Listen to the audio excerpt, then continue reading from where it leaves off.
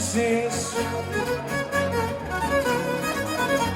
Να τρυπήθεις στο δάχτυλο το άξου να μ' αφήσεις. Να τρυπήθεις στο δάχτυλο το άξου να μ' αφήσεις.